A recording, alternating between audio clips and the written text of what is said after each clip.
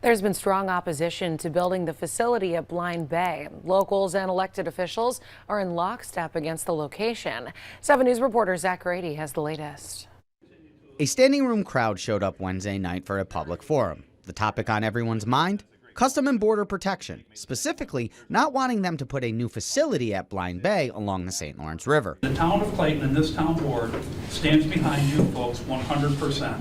We are 100% opposed to the CBP and where they're trying to locate that facility. Town Supervisor Lance Peterson is not the only elected official echoing that stance, as District 1 legislator Robert Cantwell also was in attendance for the meeting. The town board and Jefferson County board is 100% in support of siting this facility, the Border and Customs building, at Bonnie Castle Stables.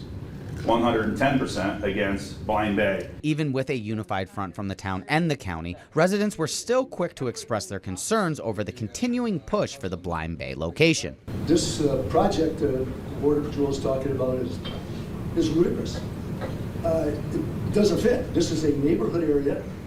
There's houses that have been in the families for generations. It's heartbreaking to me to think that this residential neighborhood is going to become a commercial zone with an industrial site. It's a peaceful riverside community, and it just makes sense that it goes to Bonnie Castle. Along with elected officials, environmental activist groups like Thousand Islands Land Trust and Save the River are working with the town and county to help push the secondary site at Bonnie Castle Stables. We immediately recognized that this would become a scenario of whack-a-mole if we did not provide some sort of suitable alternative that they could evaluate for such a facility. Although the site has already been suggested by local representatives, the next step for the town of Clayton, working with Senator Schumer and Gillibrand's office to officially list Bonnie Castle Stables as a substitute location. Zach Grady, 7 News.